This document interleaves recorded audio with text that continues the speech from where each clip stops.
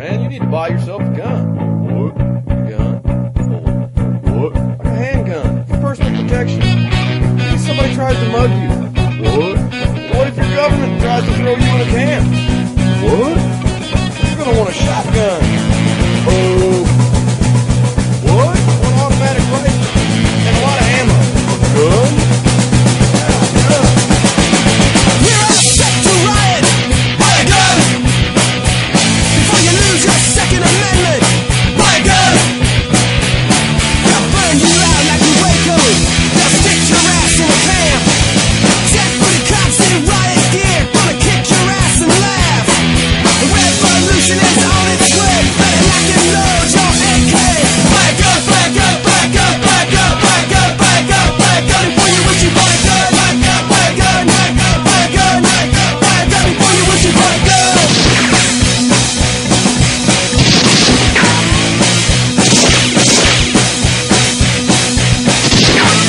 We're all set to riot.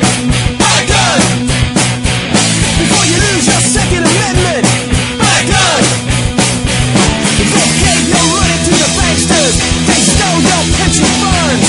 It's time that we took to the streets. It's time we had our turn. A revolution is on its way, and the founding fathers would say, buy a gun, buy a gun, buy a gun, buy a gun, buy a gun, buy a gun, buy a gun before you wish you bought a gun. Buy a gun, buy a gun, buy a gun, buy a gun, buy a gun, buy a gun before you wish you bought a gun.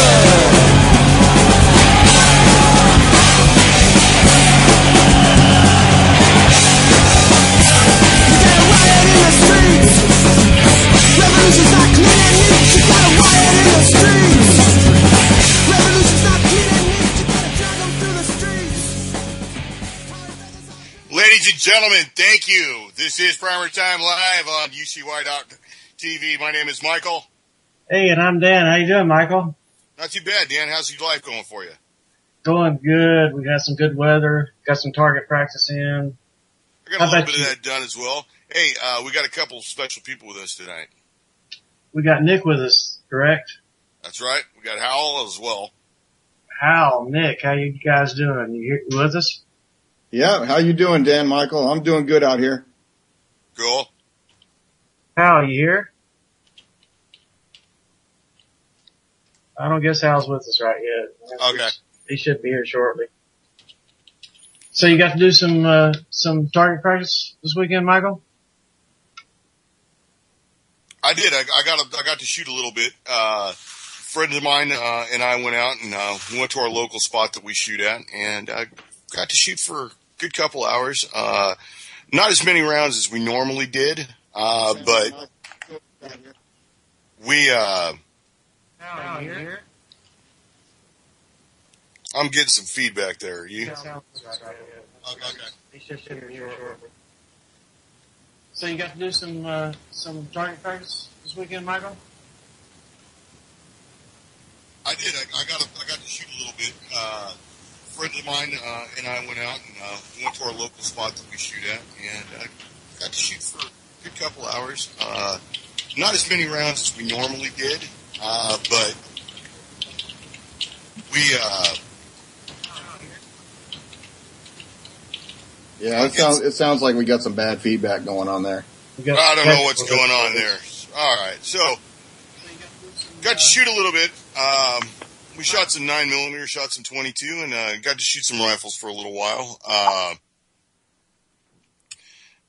We also shot a 45 ACP, and I love a 45, Michael. I just got to confess. I love a 45, a 1911 45. That's one of my favorite firearms. it was a lot of fun. Just the fact of being able to get out and actually.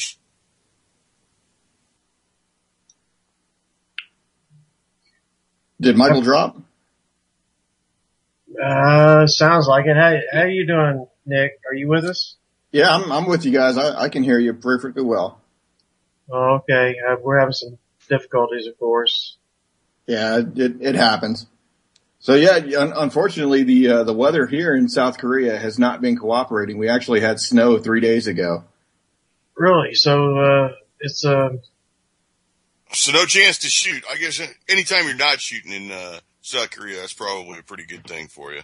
Well, actually, we would probably rather do it just so that we're ready in case the North Korean hordes come forth.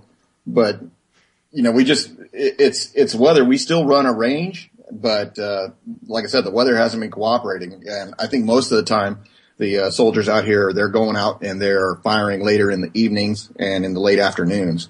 The temperature's a little bit better. It's had a chance to warm up some. We're hovering most days between 45 and 50 degrees Fahrenheit. So, well, got to ask you the most important question of the evening. Are you finding any 22 long rifle again? Yeah, they still haven't got it there in South Korea yet. No, they certainly don't. They're actually cracking down on American soldiers who go out and buy the airsoft rifles with the plastic BBs. As long as they have the orange tip, that's all that counts, right? Oh no, they don't want us having that at all. An air rifle. Not even air rifles, huh? Nothing. Like if you have like a break open single shot 177 caliber air rifle, that is illegal here. Oh. So be thankful for we're not there yet. We're not there yet. Thank goodness.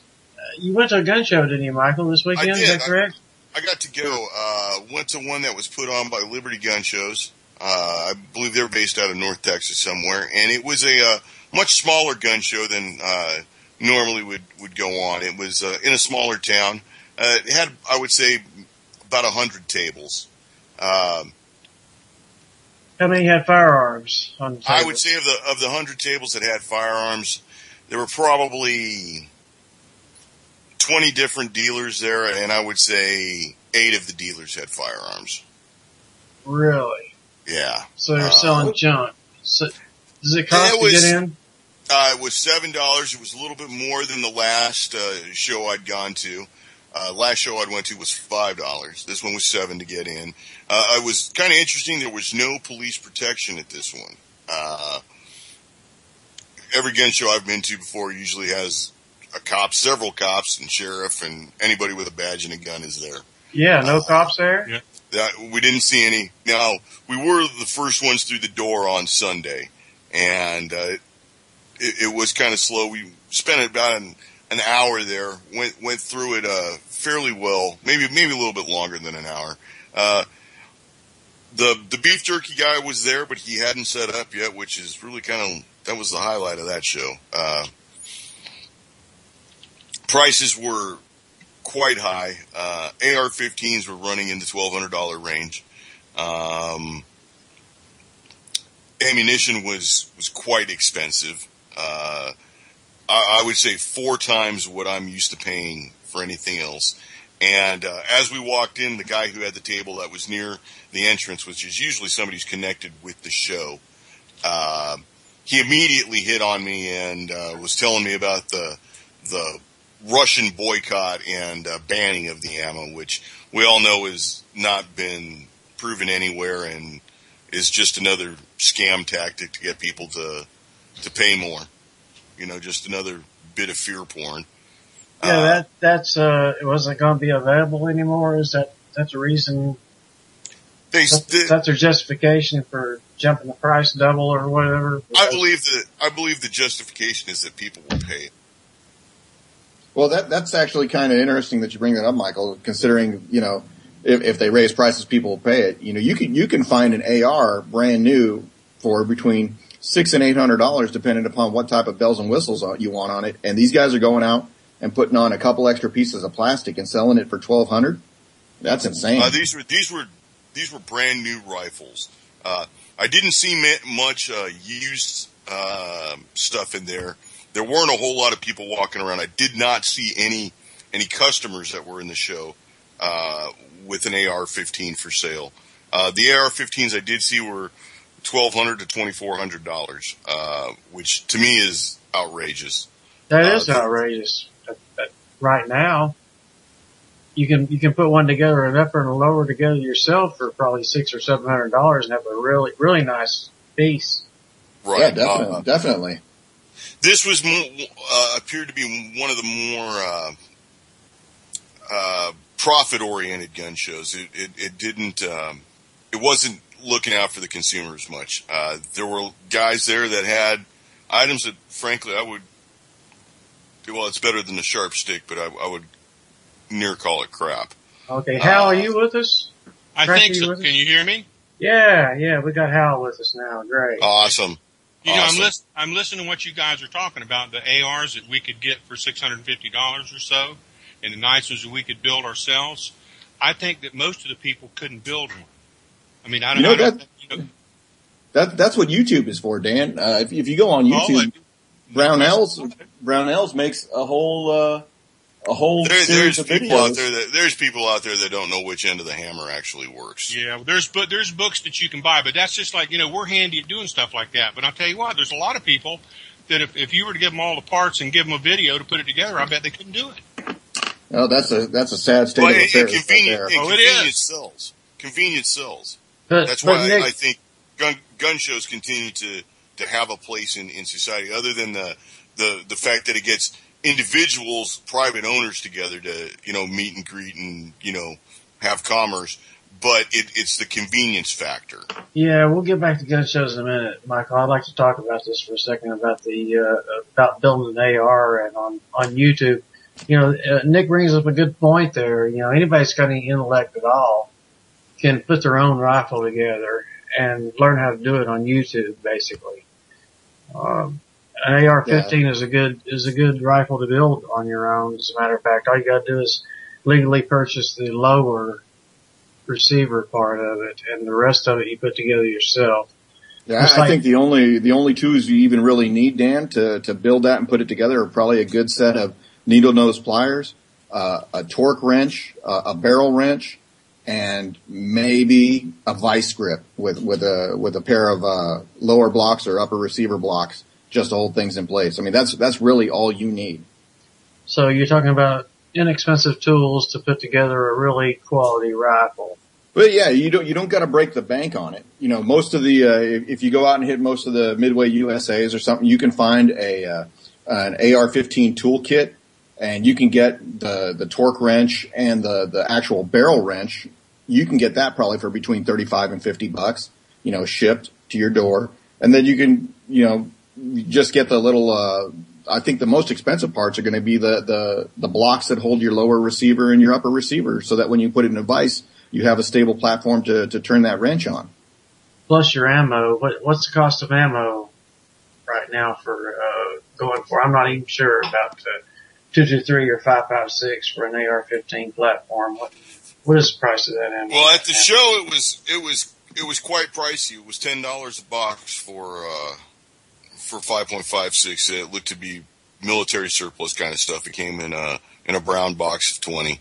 Lake City stuff or whatever. It was probably Lake City. I didn't actually pick it up. So 50 cents a round. Is that what you're talking about? 50 cents a round? Yeah. The hunting ammo was. It was quite expensive. This show was not a bargain price show by any means. The hunting ammo, the stuff that would be better quality, better bullets, ballistic tips, whatnot, was going for $1.25 a round. That's almost three times the price of Full Metal Jacket. I'm seeing for Full Metal Jacket 55 grain, 27 cents a round. So you're looking at $5.45 for 20 rounds in a box. Yeah, these were going for $10 for the surplus stuff, and $30 for say Remington with a core locked or something like that. Yeah. The Walmarts here have been having 223s and plenty of it. And I've not seen a shortage of 5.56 in my area either. No, not at all. But the 22s is another story, right? Not a box of 22s on the shelf. Zero. There was 22 at the show, and it was 4 times the price I'm willing to pay for it. I will say that at my local big box outfitter, I was able to get my limit of 2 boxes, and I bought 2 boxes at CCI Pistol Standard. It's a 40 grain, 1070. It's a 1070 feet per second. It's a round nose lead bullet. It's not a coated bullet. I've got another use for that. Those are very accurate bullets, Michael. I have several of them. It's good for shooting with a suppressor. I believe in CCI products. They've never failed me. They're good. The Stinger was not available. I will say at the big box we had the CCI pistol standard, and then there was some Agula. My friend got some Agula, and that was the Agula Super Velocity, which is also a 40 grain bullet, and I think that comes in at 1750 or something. It's a lot faster than CCI Stinger. I've never fired any of that. That's incredibly fast for a 22 coming out of there. Yeah. I may have the numbers wrong on that, but I know it's a heavier bullet, and it's a bit faster than the Stinger. What's it called? Agula Super Express. Okay. It's heavier than it's heavier than a 40 grain bullet. Yeah, well, it is a 40 grain bullet. A Stinger is 32 grains. So it's a 40 grain bullet and it's faster than a Stinger. Yeah, I coming out 200 feet per second faster, apparently. The Stinger's like 1640, isn't it? Yeah, it comes out to be about 90 feet per second. Oh, okay. Still, that's zipping for it's zipping for a 22. I don't know exactly if it's going to work like that. I would think that it would probably work fine in a semi-auto pistol, just because it was it's a jacketed bullet, and it's a nice round profile. There's no hollow point to it or anything. It doesn't matter, I don't think, Michael, at close range, if you're using that in like a mouse gun or something. That's a great round with that velocity. You're going to knock somebody's lung out if you shoot them with it, If you're shooting a lead bullet and it's going that fast, when it hits, it's going to get a lot bigger, because lead's soft. Yeah, you have that mushroom effect. Hell yeah, you do, especially with a lead bullet like that. Yeah. Well, that's what we're looking for with bullets, right? We're looking for the amount of penetration and the amount of deformation. That sounds like it'd do the job. Yeah, well, and not only that, you're actually looking for weight retention more than anything.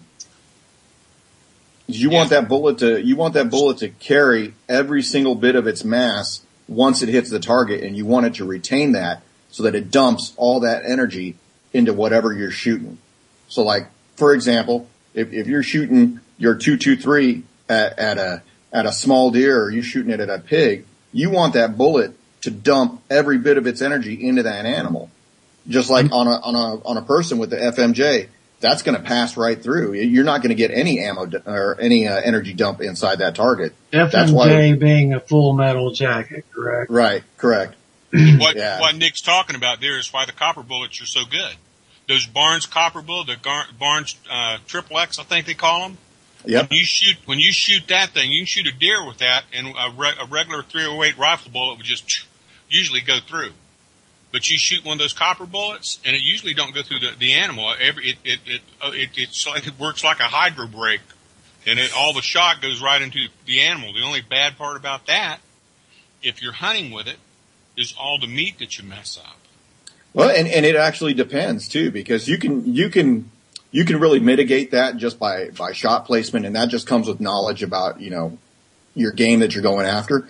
But a lot of those game species, the bullet manufacturers actually market the hydrostatic shock value of their ammunition that they make. So meaning that just the impact alone is enough to basically knock the animal down and kill it just by the amount of brute force trauma that they impact with. I mean, it's kind of interesting because, certain things you want bullets to pass through and other things you don't. And you're definitely going to get a different profile of the bullet to do a different type thing. What kind of bullets are you talking about? Okay. So for example, Michael was talking about the ballistic tip ammo, and you have like your regular lead soft point ammo. Your ballistic tip ammo, when it's fired into a gelatin block or the ballistics gel, you're going to see that upon impact, there's a real violent expansion of that bullet for the sheer fact that polymer tip actually penetrates the soft lead inside and aids in expansion. Doesn't get so much on penetration, lengthwise the penetration. But that's good for a certain type of function. If you want to hunt like Cracker said, and you want to hunt for meat, you might want to take a neck shot and use that so that way that there's a violent a violent expansion in a short area that reduces the amount of spoilage from blood, or you want to use a lead point on something that's a higher strength of gain, so that way you can have that shock power knock that animal down. They perform two different functions, and one will have more penetration, the other one will just have more expansion. And what you're looking at is in personal defense ammo is the compromise between the two. Right. That's what aids with that hollow point.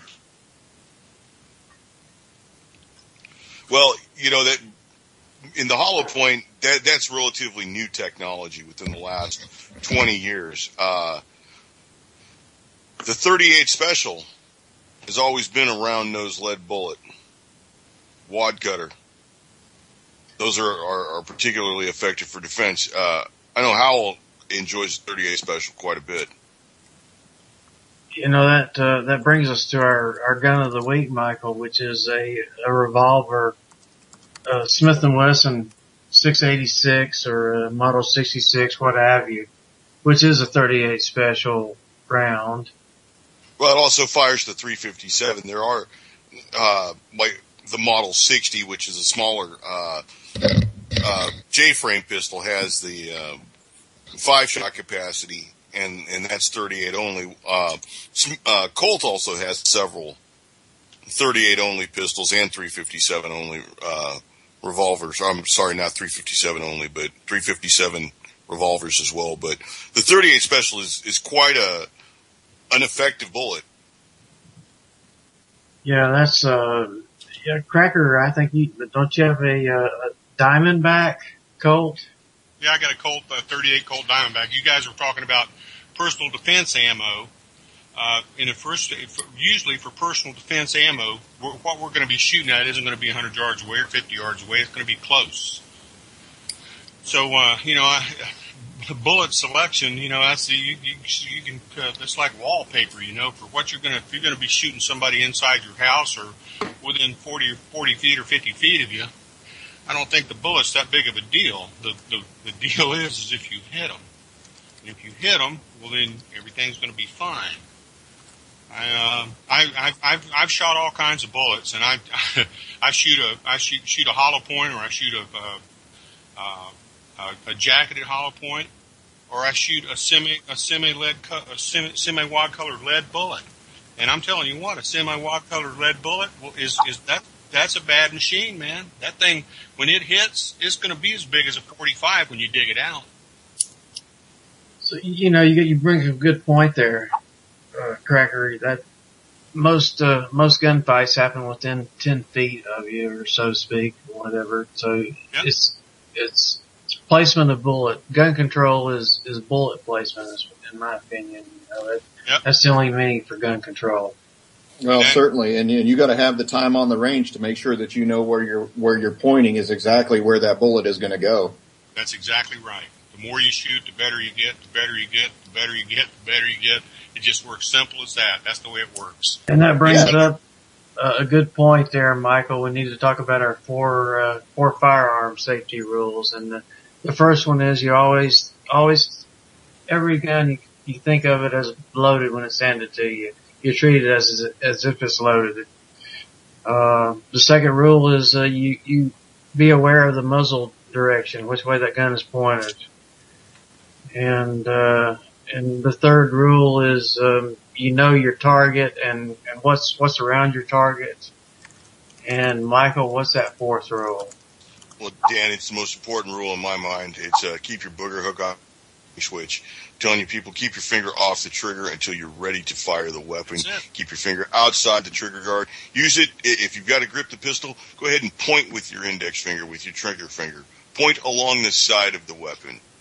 That's right. On an AR series, that's why you have the magazine well. It's got a perfect place for you to hold your finger outside of the trigger area.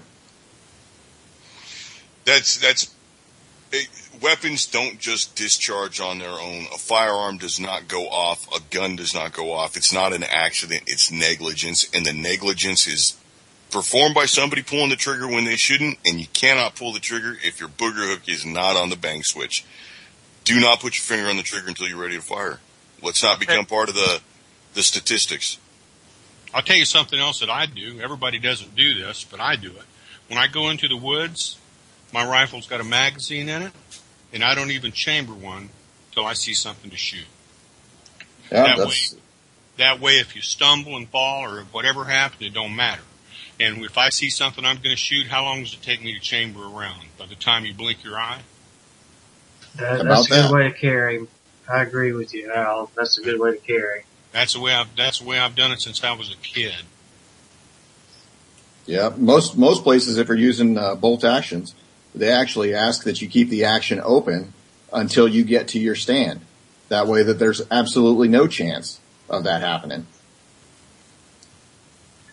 So, are you talking about on the military range, Nick? No, I'm talking about some of the private hunting land that I've been at. You know, some of the landowners have said, you know, that they really want to take these events and really minimize the chance of having accidents and negligent shootings and things of this nature. So they've asked that, hey, you know, if you're walking to and from the stand carrying your weapon, you can either have the ammunition in a magazine and keep the magazine separate from the rifle, or if you've got a bolt action with an internal magazine, keep the action open until you get to where you're going.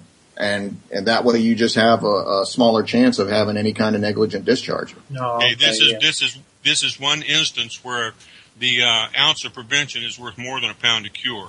Oh, certainly. Once the bullet leaves the barrel, there's, you know, all bets are off. But yeah, there's no recall. Nope, there is no recall. It's a done deal. And let's not give the forces that are trying to take away something that we truly enjoy. Let's not give them anything to use against us. Oh, certainly. And they're trying. They're trying. There is a concerted effort on every front. Every time there's a shooting, every time there is a negligent discharge of a firearm, they lump all gun owners into the same pot, and they say that, look, you are the problem, and we need to protect you from you. And any time that anything is done good with a gun, you don't hear nothing about it unless you go onto some site that somebody's posted it. As far as the mainstream media saying look what happened here. Oh no, that don't happen. You're exactly right. Just, you know, this is something that's been going for a long time, and in the last 10 years, it's really got bad. And the firearms are used to bring back the bad guy, then they don't get reported whatsoever. But any other harmful use of a firearm gets the crap played out of it on media. And at the same time that they're trying to demonize us as law-abiding citizens that have never done anything for them to do this to us, other than the fact that we can protect ourselves, and that's what this all boils down to, is that we have the ability to protect ourselves. We have the ability in my state. I know you have the ability in your state to protect yourself. Nick's in a different situation because he's, you know, he's got the ability to protect himself in a different way. Dan's got the ability. I'm trying to make a point here. But go ahead, sorry. The point that I'm trying to make is, at the same time that they're trying to take all of our weapons from us, look at all of the weapons they're given to the feds and given to the sheriffs and given to the police.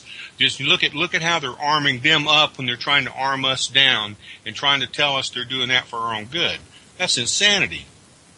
How anybody can believe that is beyond my ability to understand. Yeah, it's the militarization of the police. You know, we're seeing it all over the country, Hal. It's nothing new. Well, not only that, Dan, you've got all the equipment that's coming back from overseas that, you know, our services have used during the last 13, 14 years. All of those are being snatched up by local police and sheriffs. DHS is using that as trinkets to get the sheriffs and the cops on their side. That's exactly what they're doing.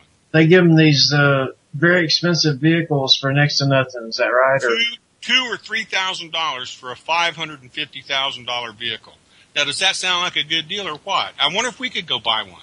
I'd like to buy one. I'll tell you what. I'd pay for the gas in a Lenco Bearcat just to cruise around town. It'd be neat. If it's been- Put you some sounds in it and put you. I'd hate to have to buy tires for one of those. I'd hate to buy anything from one of those. I'll tell you what, I think I'd fill that tank once, and then it'd park on the side of my house. Well, if you've ever had to maintain them, you probably wouldn't want them. That's for sure. Oh, a high man. I've heard they have like 10,000 mile service lives. Yeah, we drive them like we stole them. That's for sure. Oh, listen to this, boy. He's putting it out there. We drive them like we stole them. Oh yeah. I don't blame. I would too. Well, you know, these are the turbocharged diesel engines in most military equipment. So, you know, it's not like they've got good get up off the line speed. Probably got automatic out of an earth mover in it. Yeah, probably. I'll tell you what, once you get it going, you need a good runway to slow down. Yeah. Slow down, you just go over or through. Yeah. And that's why we have 50 calibers up top too. Stand back 50 feet. Were there any 50 cals for sale at the gun show, Michael? See any 50 cals around? There were no 50 calibers at the gun show. I did see the biggest I saw was an AR-10 in 7.62 by 5.1, and that was being sold for $3,700, and which caused a small. For an AR-10, a Bushmaster AR-10, or what variety of? No, AR-10? it was DPMS. DPMS. SASS, and for $3,400. $700, and I did not think that was a good deal. Walked away from that. Did notice a lot of concealed carry pistols, the smaller polymer pistols of various manufacturers. The Ruger LC9, for example, or LC9s were there. I did notice that those were running 370 with nothing, just a magazine and the box. And then they had the model that had the laser with 2 magazines, and that was running about $110 more. I thought that was kind of a little ungodly for that markup. I did notice that your new favorite, the SIG 938, was running $775 brand new. That's not bad. That's $75 over dealer cost, basically. So that's not a bad price there.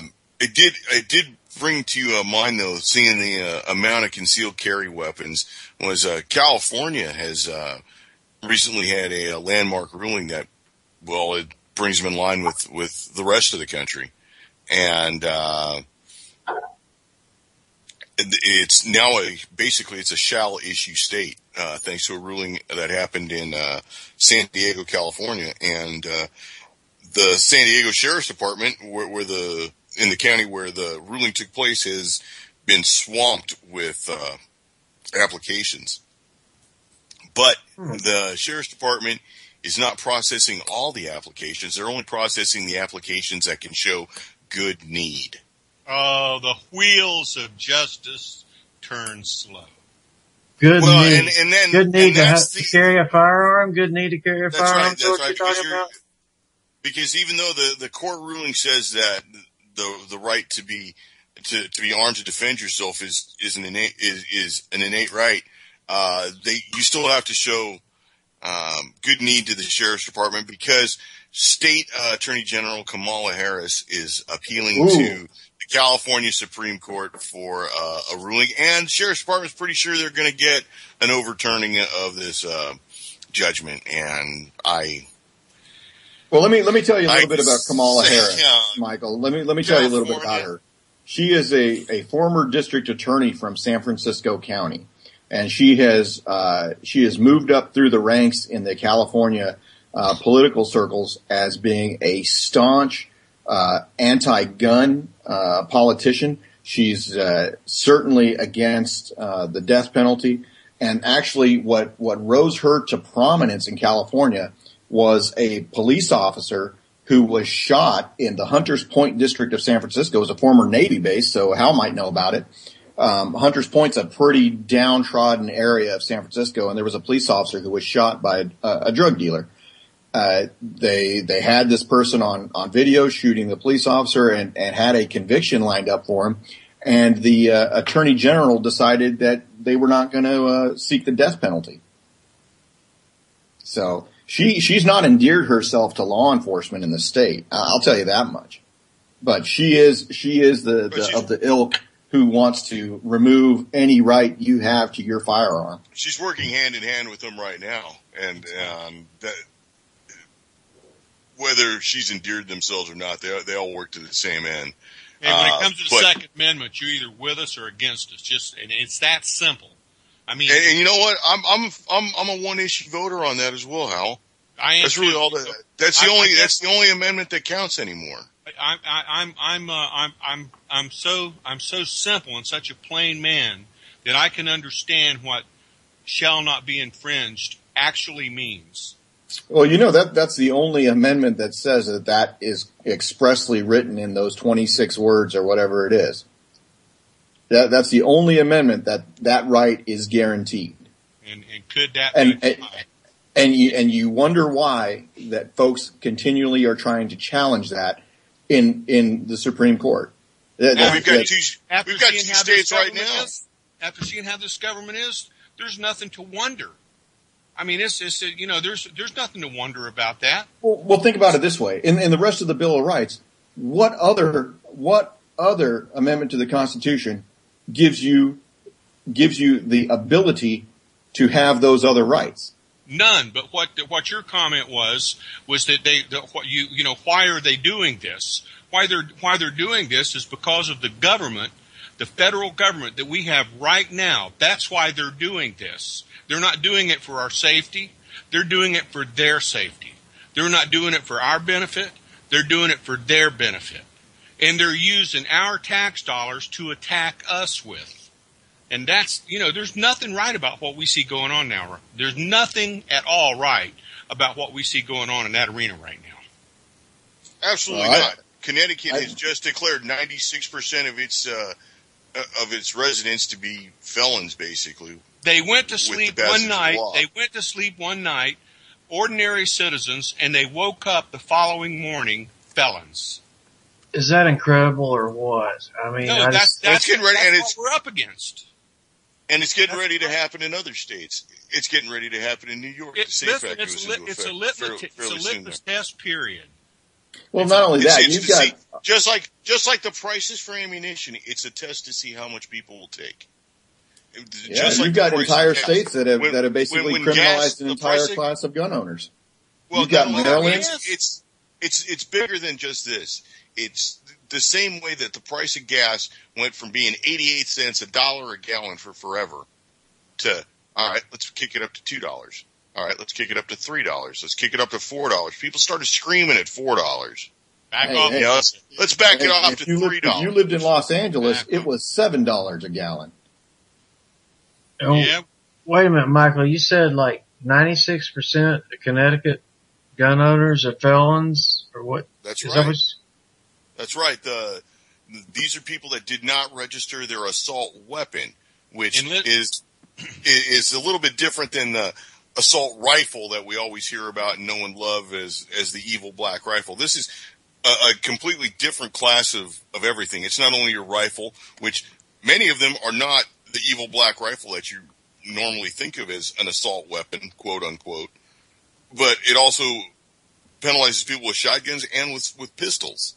Oh, so this includes the Calico 50 or Calico 100 22 high capacity magazine? Absolutely. Those are included in it. Really? Anything larger than 10 rounds is included in that. Here's something that threw me a curve about that. When I read several articles, and all of them mentioned that out of that 96 percentage, that 28 to 30% of those were law enforcement officers with their private weapons at home. So apparently that law applies to them with their private weapons at home, and I never realized that, if that is the truth. That's a pretty big number right there. Yeah, that's a hell of a big number. But how many cops that don't like guns? Most of the ones that I've ever met love guns. I think the new breed of cop likes guns as long as he is the only one with the firearm. Don't even It's get not like- started. No. You really brought up something bad there. Don't get me started on the new breed of cops. Yeah, no, let's not. The Yeah. new breed of cops, they love the firearms, so they can't shoot for shit. That's all there is to it. Well, I heard there was a rumor that NYPD was getting issued nothing but tracers, considering that they start discharging as soon as the weapon clears the holster, and they can just start they walking need shots tracers. in. They need tracers, I think, Michael. It's ridiculous. I'll All tell these you stories what, we hear. safest place to be a criminal is in New York City. The most dangerous place to be an innocent bystander is the same place. So I don't think I'm planning trips to New York City anytime soon. I'll tell you what, for places like Chicago, Detroit, New York City, some of the places with the most stringent firearms control laws, they have the highest amount of crime. Well, we would have invaded Detroit a long time ago, but they won't give up their weapons of mass destruction. Well, there's not a whole lot of oil in Detroit either. And you know what? You was talking about the new breed of cops, and they can't hit anything. Well, you know what you're saying there is absolutely true. But they travel in packs, and one phone call, one radio call, one message out, and they swarm like flies. And then there's you got 30 cops there then. And then they pull their weapons out, and it's just a hail of gunfire. So they don't really have to shoot real good. It's like, that if you put enough ammo, put enough lead out there, it's going to kill somebody. Yeah, it's the And blind that- hog finding an acorn Man, concept again. Let me tell you what, if one phone call around here and the cops come swarming, you'll be driving down the road and you'll hear them coming from everywhere. If a gunshot goes off, before the noise is gone, there's cops on the scene, and with them pouring in like a dam broke. Some of the counties around here, how the county cops, it takes them like 12 hours to qualify. They have to try several attempts to qualify. Well, It that's a damning indication that they do not have enough time on the range and they're not familiar with that firearm. Yeah, what gets them is the offhand. They never practice offhanded, and it gets them every time. I've seen it so many times; it's incredible. Now, I'll tell you what, there's nothing that can be said bad against you if you know your firearm and you're competent with its use. That's, I think, the most important thing is to have a firearm that you're familiar with. That don't fall into the caliber argument of it's 45 or nothing or any of that kind of stuff. Get the firearm that you're familiar with, that you're comfortable with, that you can get yourself a supply of ammo that you can practice with and use it, become good with it, and it's a gift you can't give back. Exactly, Well, Michael. A lot of the good and real, I would say probably along the lines of a more professional shooter, they'll tell you that if any firearm that you use should be an extension of your own body. It should be as common to you pointing your arm in a direction and pointing your finger.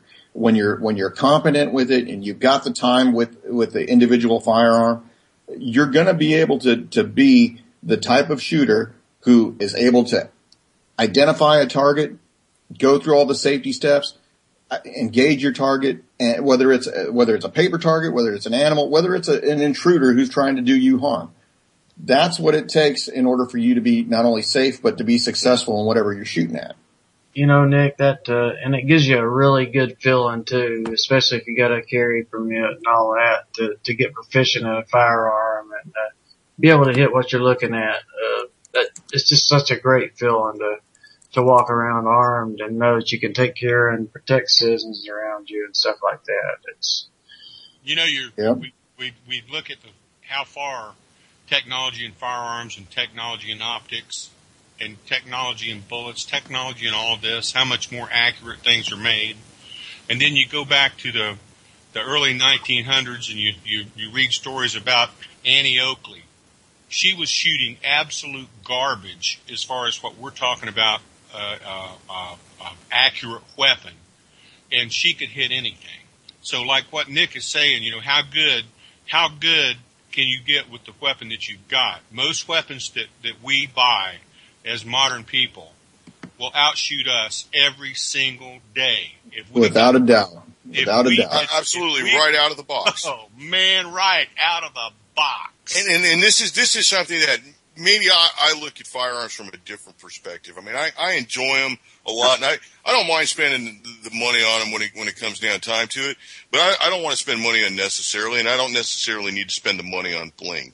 That's somewhere where I have a problem with the AR-15s. It's never good enough as it is right out of the box. Everybody that has one has to put all sorts of crap on it. It's another $300 before you've got it, and you still don't have a sling on the thing, and you haven't bought any magazines or ammunition for it.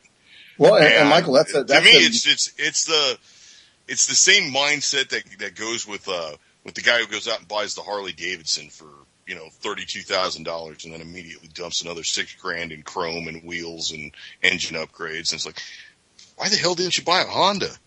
Yeah, but you know what, Michael? A lot of firearms manufacturers nowadays do not make firearms that are capable of being shot right out of the box without an optic.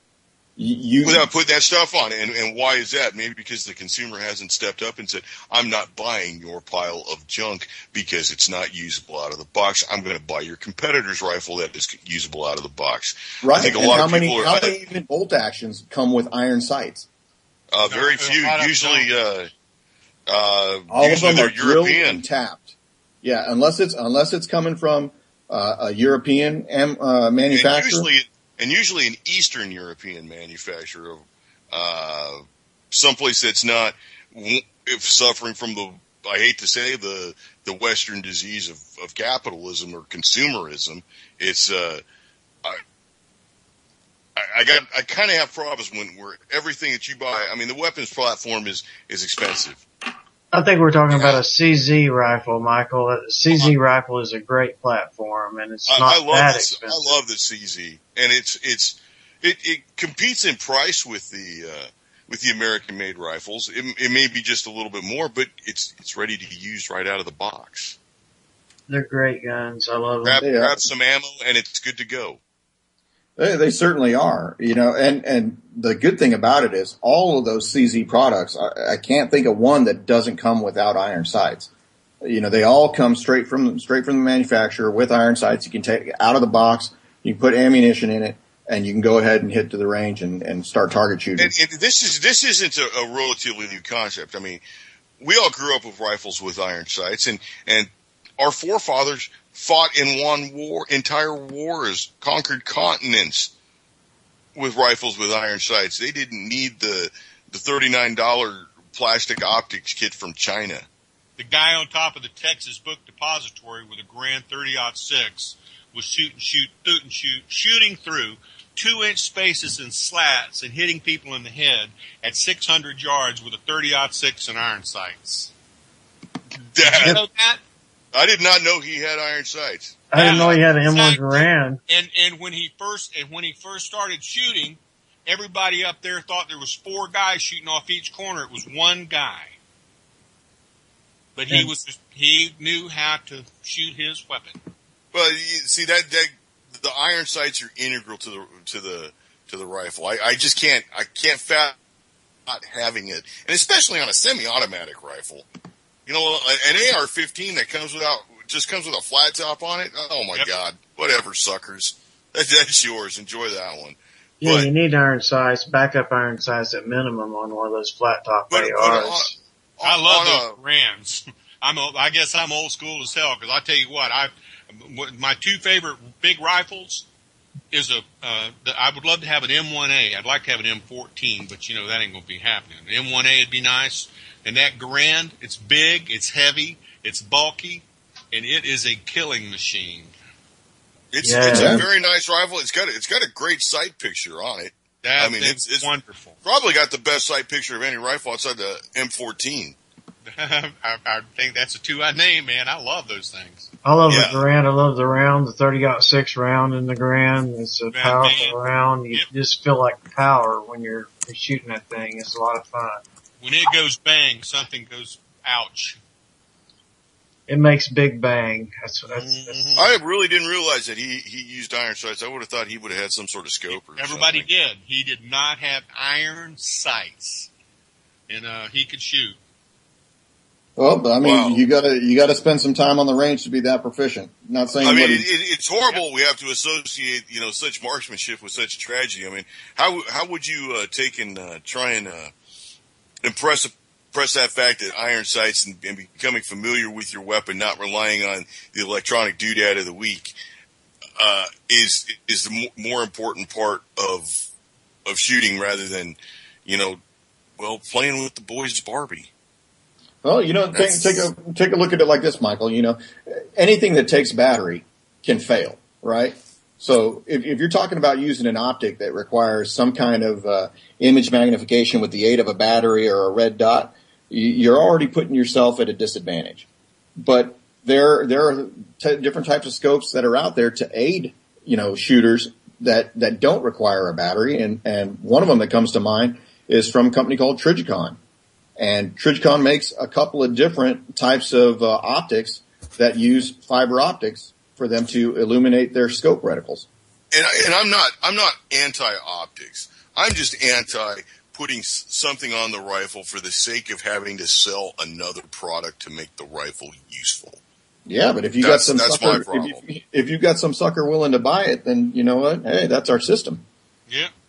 The Well, Trigicon scope is a very nice scope, by the way. You're talking about a high-end scope. Yeah, you Over can normally. $1,000 for a 4-power scope on an AR-15, which is it's very clear optic. Yeah, it's a great optic actually for an AR-15. Yeah, that's the combat optic gun sight. They call it an ACOG. And that, I think that's 4x32, so 4 power and 32 millimeter objective lens. Trigicon also makes something called an AccuPoint, which is more for the sport shooter or the hunter in mind. And that has a different type of reticle on the inside of the scope. So you can either go from looking at a crosshair type reticle to a triangle in either amber, green, or red that is illuminated by the fiber optic. And that's adjustable, so you can either make it brighter or dimmer with the turn of a little button. I'm not familiar with that one. Does it also have the backup iron sights on the scope itself? No, not on the scope itself. It sells for about $800, and you can get that from a couple of different big box stores. And you get it in the 56 millimeter objective lens. They also make them up to 20 times magnification. It's a monster. So. 56 millimeters is huge.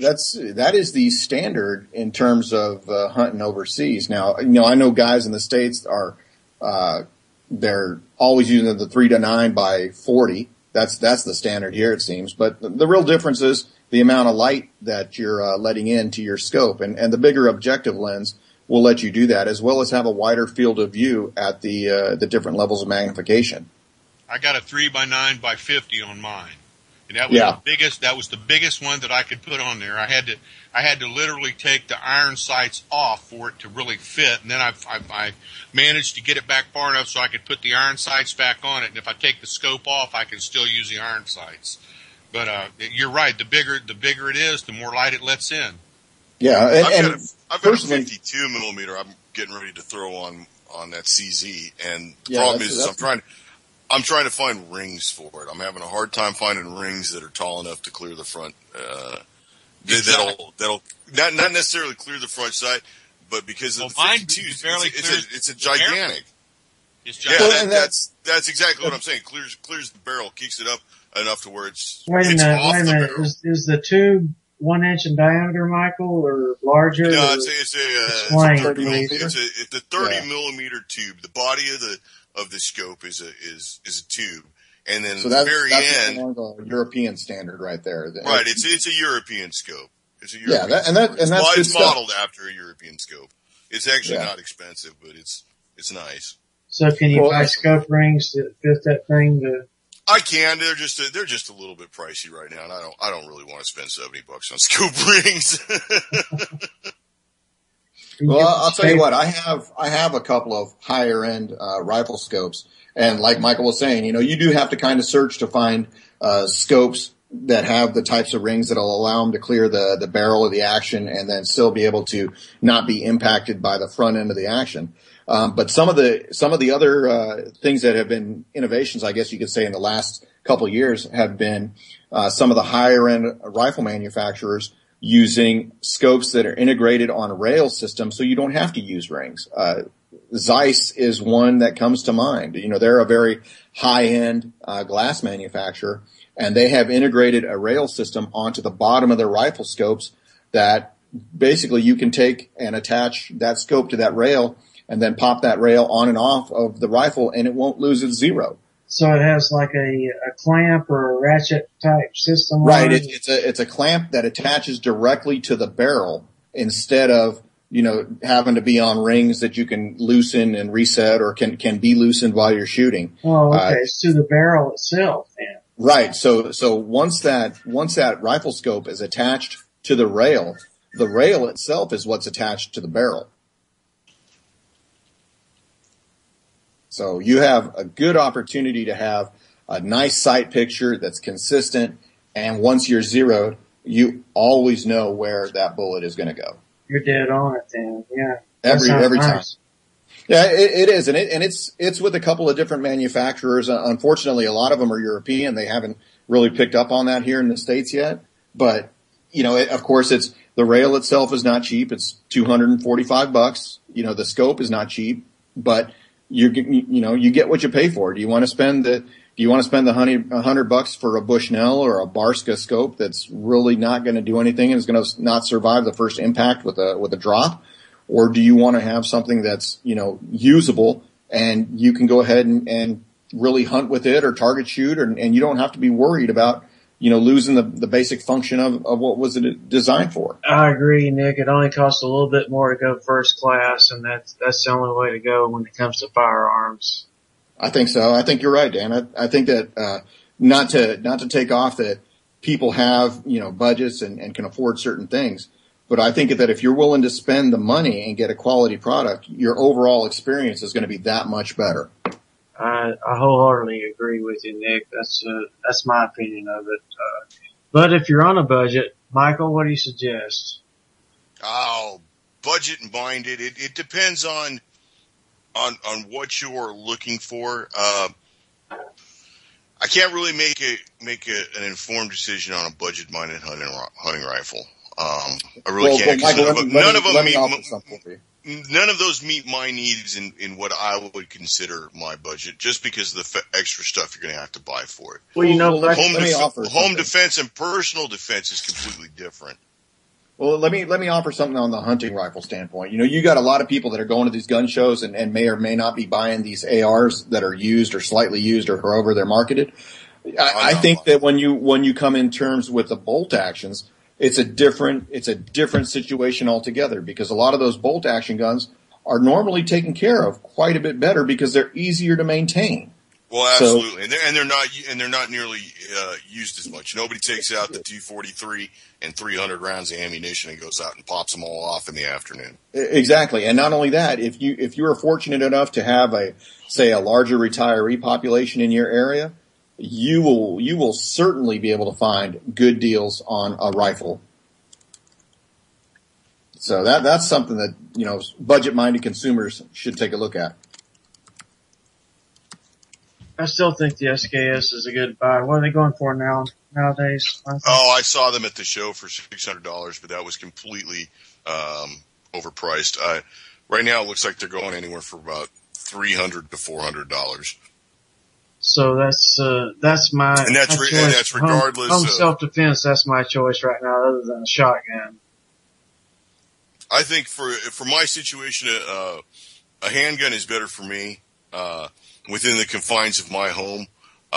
If anything was to occur in the yard, yeah, I'm taking a shotgun. You know, we've run out of time, Michael. That is right up on the music. I gotta say thank you to Jules and thank you to UCY.TV. Great radio all the time here. Prepper Chicks After Dark. Well, you guys have a good night. Let's take it easy. Thank you, Nick. Thank you, Nicholas. Thank you, Hal. Thank you, Dan. Good night. UCY.TV rocks.